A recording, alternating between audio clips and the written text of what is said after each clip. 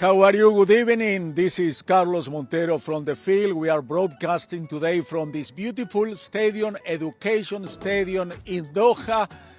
And we are going to start, like always do, with the headlines.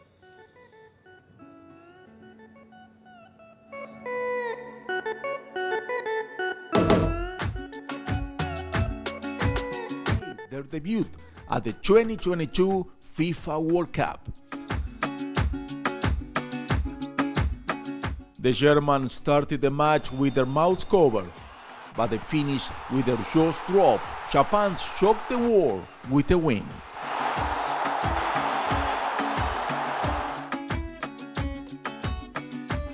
A day full of stars as Ronaldo, Suarez and Neymar make their debut on the world stage.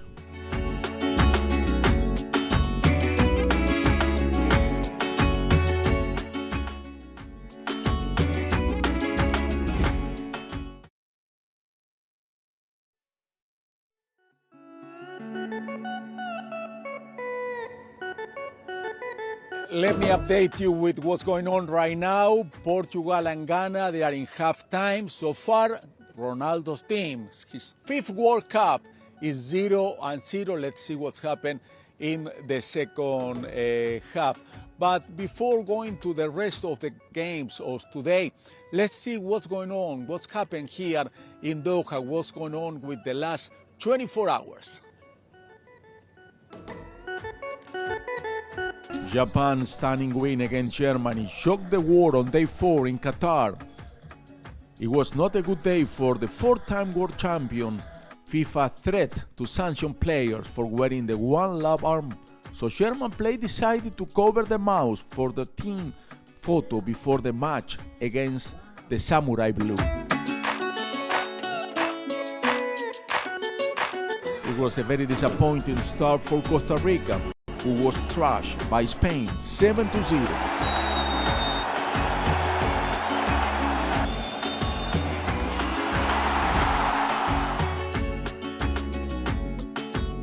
Fans brought the best and worst of the culture to the World Cup, while Japanese fans cleaned the stadium after the stunning defeat to Germans.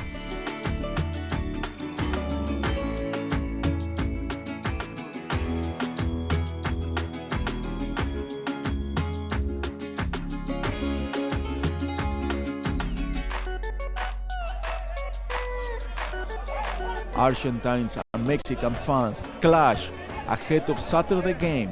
Some people got injured. Shame on them.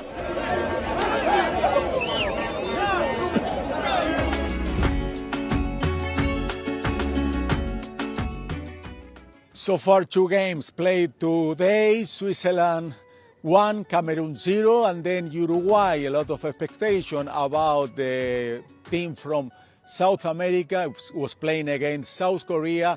They didn't hurt each other. They played very defensive. They finished 0-0. Now we have a new segment here in From the Field. The segment is the 5 news you have to know during today's World Cup, Qatar 22. Charlie Montero is going to tell us which one are those 5 news.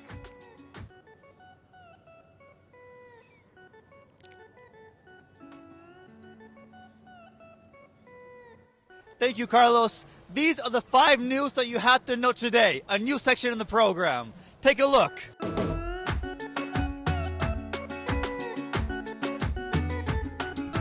FIFA has opened disciplinary proceedings against both Mexico and Ecuador for homophobic chants during the 22 World Cup matches. The Mexican Federation is being investigated for homophobic chants by Mexican supporters during the opening match versus Poland. The proceedings were opened on the basis of Article 13 of the FIFA Disciplinary Code.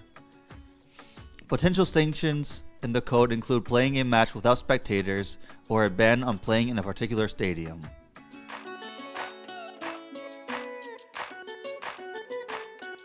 Vietnamese police have dismantled a huge online betting ring worth around 1.2 billion.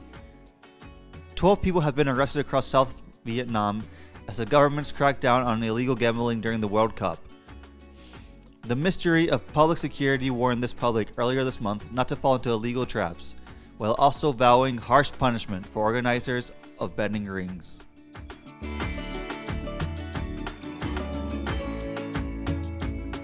Denmark is considering leaving FIFA after One Love controversy. Several European nations have planned to wear a One Love armband in order to raise awareness about the absence of LGBTQ+ rights in Qatar, but were warned they would be punished if they do so. As a result of this, Danish Football Association CEO Jacob Jensen has said that discussions about leaving FIFA had already been ongoing, but will all be more serious now.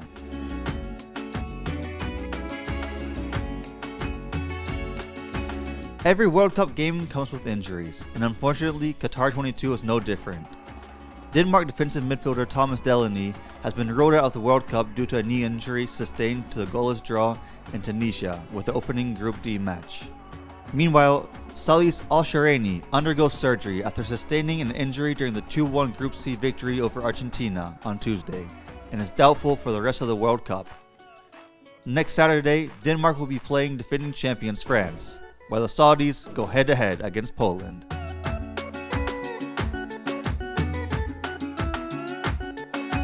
Cristiano Ronaldo has been banned for 2 matches and handed a €50,000 fine by the Football Association for hitting a mobile phone out of a fan's hand at Everton. The Portuguese forward will be free to play at the World Cup, but his suspension will apply to whatever club he joins next, following his release from Manchester United. And there you have it! Those are the 5 most important news stories of the day. See you next time. Back to you, Carlos. Qatar 2022 is the first time that the World Cup is held in a Muslim country, Arabic country, and it's really far away from everywhere. And a lot of fans, they spend a lot of money because they love their team. They have a lot of passion. But what's happened with this passion turned violence? Mexico and Argentina that are playing on Saturday, we have a lot of Argentine fans, a lot of Mexican fans, and the problem is in the last hours we see some of them fighting, really embarrassing for the rest of Latin America. But that's something sadly sometimes happens with FIFA matches. Let's see a story about what's happened when the violence take over this beautiful game, this World Cup. On May 24, 1964, the saddest event in world football took place. 364 people died in the tragedy of the National Stadium of Peru. Panic due to tear gas thrown by the security forces was the reason why 800 people were injured and 364 died. On the other hand, a figure of 152 killed people was the result of a riot on November 6 of 1955 in Napoli, Italy, among fans and police due to a penalty appointed in favor of the Bologna visitor team in that occasion at the last minute. In this line of events, on May 9, 2001, 127 people were killed in the O'Higgins Stadium disaster after the home team scored 2 goals to bring the game back to 2-1. Qatar fans started to throw seats and bottles onto the field. The police fired tear gas into the stands, resulting in a panic-induced avalanche. Recently, another such incident claimed the lives of 125 fans and injured 302. We spoke about the Kanjuruhan Stadium tragedy, where were a fan invasion of the field, riot with the police, and human stampede, and so on. Several events have caused the death of several lovers of the most universal of sports. Clubs, presidents, managers, police, and fans must adopt measures of correct behavior in stadiums to avoid incidents that cause the death of people.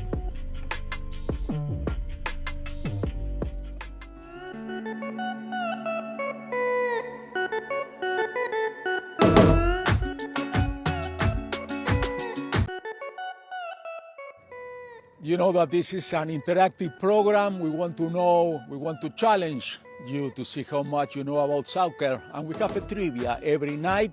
And today's trivia is the following. I think you can know the answer of this. Who is the top scorer of Brazil national team? Brazil is playing very soon tonight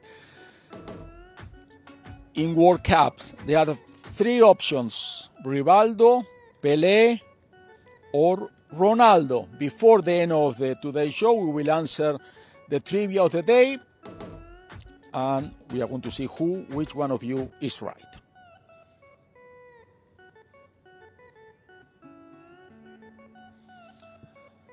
I want to thank all the people who are following on social media. You know, our account from the field is a baby. It has only a few days, and today a lot of you start to follow us. Thank you very much. We are going to try to don't disappoint you. We are going to work hard to show you what's going on here in Qatar in this World Cup. We'll be right back here from the field in Doha, the Education Stadium behind me.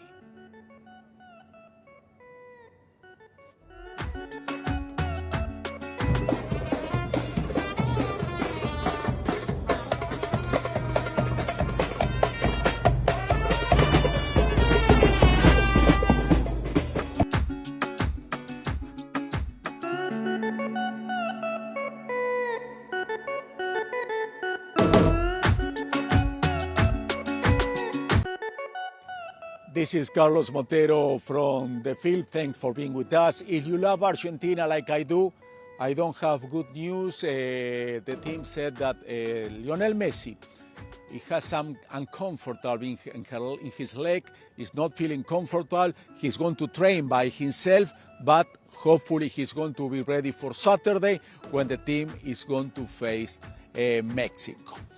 Good luck, Messi. Good luck, Argentina. Let's talk about yesterday. We were saying about what's happened with Germany when they took the group pictures. They covered the whole mouth because they were upset with FIFA decision to ban them to wear a armband with the La Ball, this campaign in favor of LGBT community.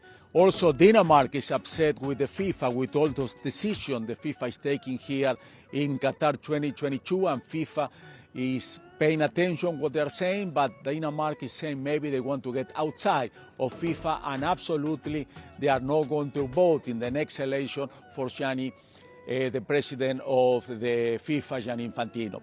But let's see. What was in another World Cup? What was the problem with FIFA? What's the story behind all the problems we are having right now in here, Qatar 2022? The CEO and the president of the federation announced that they will ask UEFA to leave the organism, together with the other countries affected by the Brazil controversy. Denmark is one of the nations that has opposed the bans imposed in Qatar by FIFA, and before the World Cup they spoke out about it. The jerseys used by the team are a sign of protest. They will not wear any symbol. The three Danish kits will be white, red and black, each one with its motif. The red and white are the typical colors worn by the Danish national team, and Hummel, the brand that sponsors them, expressed that it is not a tribute to the '92 Euro Cup won by the Nordic team, and that the black is in honor of the thousands of immigrants who died during the construction of the stadiums in Qatar, according to an investigation of the Guardian newspaper. Denmark, which drew 0-0 with Tunisia in its first match of this World Cup, will face France, the current world champion, next Saturday, 26th, in its second match of the group stage, and we will see if they send another message. Germany's Prime Minister Nancy Faeser wore the One Love armband during the German national team's match against Japan in a show of support of the LGBTIQ+ community. We have today a new segment that I think is going to be a lot of fun. Is the fun of the day. You can participate on social media. If you see somebody, a picture of somebody eccentric, somebody funny, send us that. But today was Charlie's turn to decide which one was the fun of the day. Behind me, Uruguay play against South Korea, and Charlie decided that the fun of the day is a family from Uruguay. Go ahead, Charlie. That's right, Carlos. We're here outside of Education Stadium, and we looked long and hard, and we finally found the fan of the day, a new section in From the Field where we look for the best fan every single day. Here we are with a family from Uruguay. Vamos, Uruguay! Uruguay. Ustedes son de Cuba. De Cuba. Mi abuelo fue a trabajar a Cuba con el padre Castro. Her grandfather go to work in Cuba with the father of Fidel Castro. Wow, nice. I love it. Yo soy Rama Castro. Mira. Nice. Entre la 27 y la 28. Castro, Jesús Castro. Wow, muy bueno. We live here for the last 10 years. We are half kind of Qatari and Uruguayan. Hi to Cuba, everybody. Love you. How did you guys see the game today? Here Hello. here is my brother. He lived here, and we came of Montevideo, Uruguay, to see the Mundial. And really, the result of the play, I think Uruguay go to win, and 0-0 is no good. It's not good. It's not good.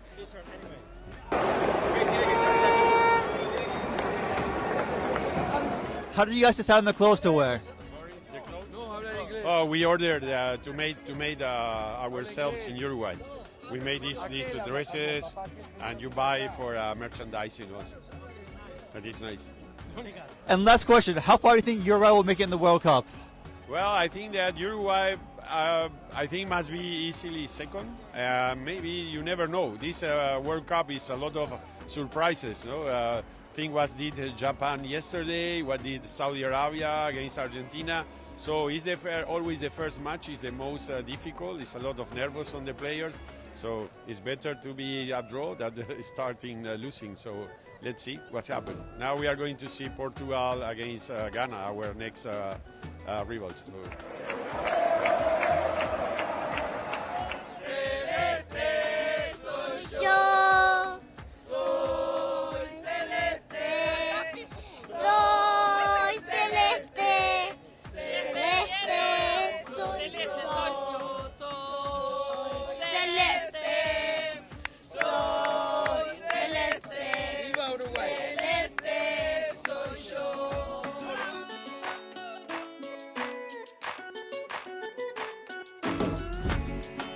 Adorable family, you know, Argentina, Uruguay, we are neighbors, but when we are talking about soccer, we are on the field, we are not friends anymore. And there is somebody who knew about this.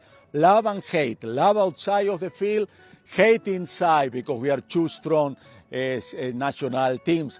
Diego Armando Maradona, that he knew perfectly well the Uruguayan team. Diego, tomorrow is going to be 2 years since his going to pass away. It's going to be a lot of, we hope so that tomorrow the CONMEBOL is going to offer a tribute to Diego Armando Maradona. But after this story about Diego and Uruguay, I'm going to tell you a little bit about what's going to happen tomorrow when it's going to be 2 years from Diego passing away. Diego and Uruguay, let's go with that first.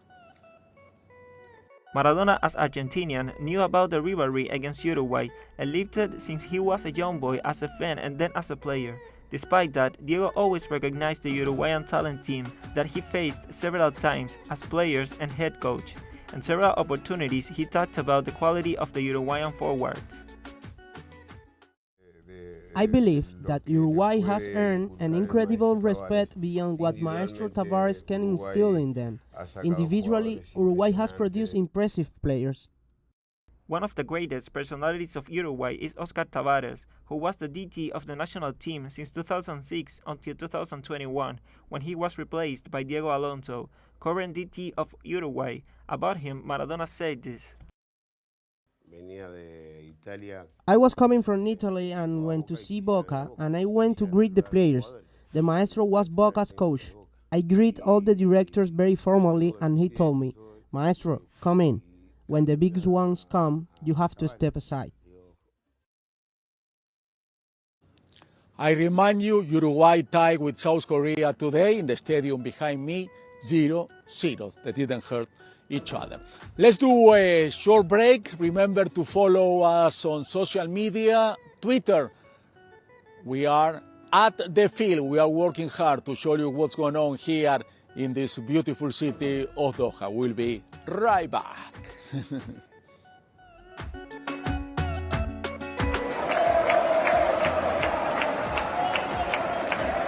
love on the field.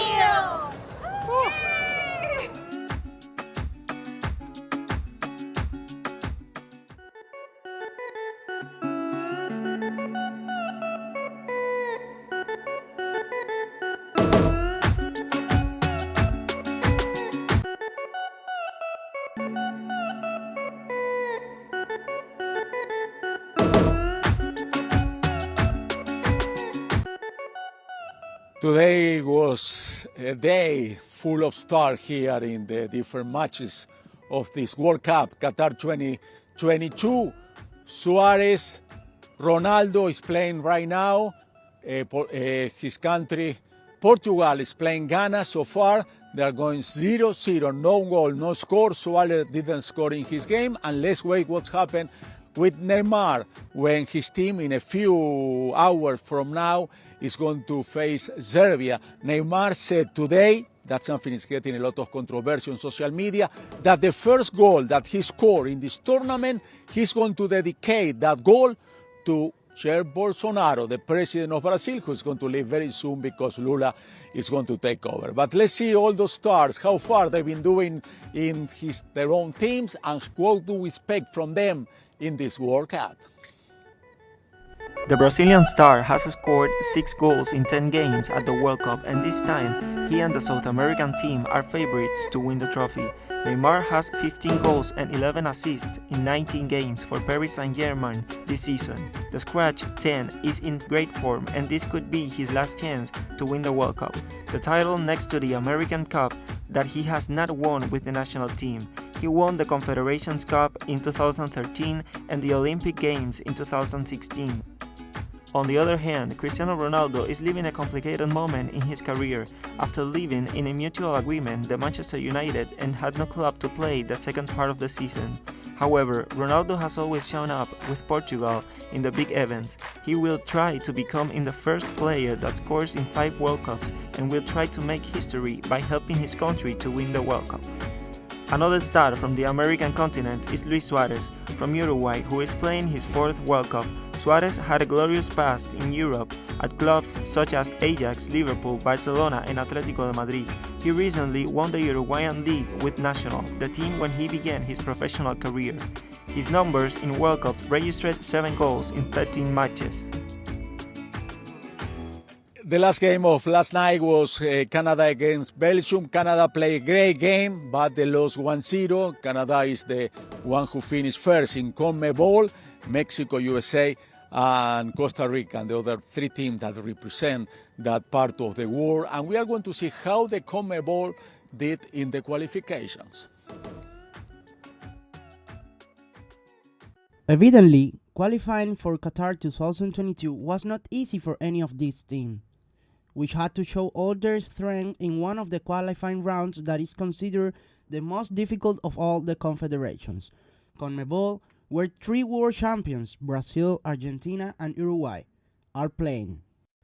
On this occasion, we are able to see how 2 teams remain undefeated in their passage through this tournament, which is comprised of more than 18 matches.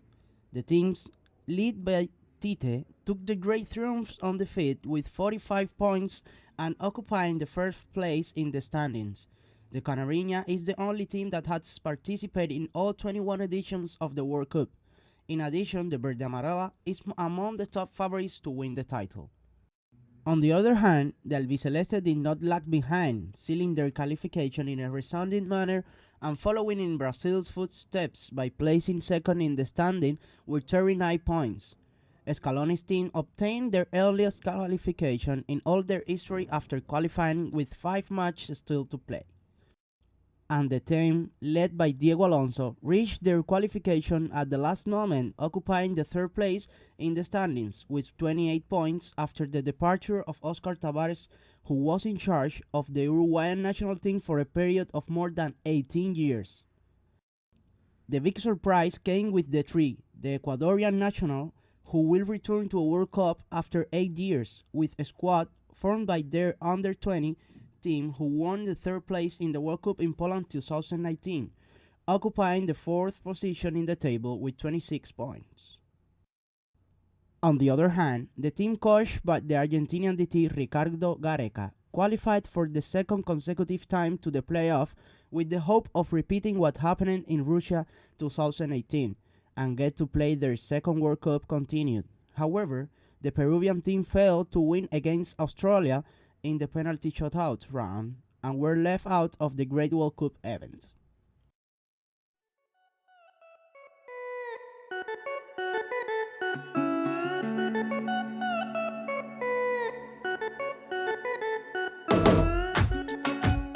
Let's go with the trivia of the day. Who is the top scorer of Brazil national team in World Cup? We have Ronaldo, Rivaldo, Pele. The answer correct is Ronaldo. He did 15 goals. Breaking news very quickly. The other Ronaldo, the one from Portugal, just scored. Portugal 1, Ghana 0. Ronaldo is the first player who has scored at least one goal in the last 5 World Cup. Ronaldo Nazario scored 15 goals in the 4 World Cups that he participated. He also won 2 titles in 1994 and 2002. He don't play any game in 1994, but he was part of the team that were crowned in US. He scored 4 goals in 1998, 8 in 2002, and 3 in 2006.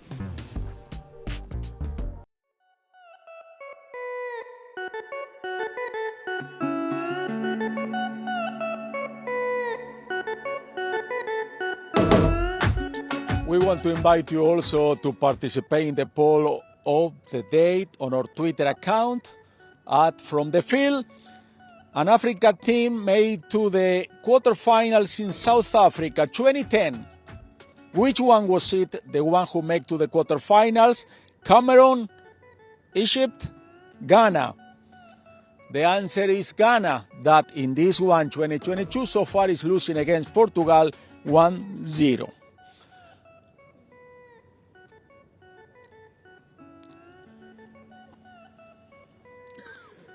The 6th day of the World Cup 2022, all the teams that are going to be playing the first match at least. Let's see what's going to happen tomorrow when they start the second game of each group. Teams groups A and B will get into action again. The most attractive games will be England versus United States for the Group B and Netherlands versus Ecuador for the Group A. The other games will be the clashes between Iran and Wales, as well as Qatar and Senegal. It's going to be a great day. If Ecuador wins tomorrow, absolutely he's going to be ready to go to the next round, the round of 16. This is all from Doha. Thank you very much for being with us. Carlos Montero say good night. I hope you have a wonderful evening. See you tomorrow.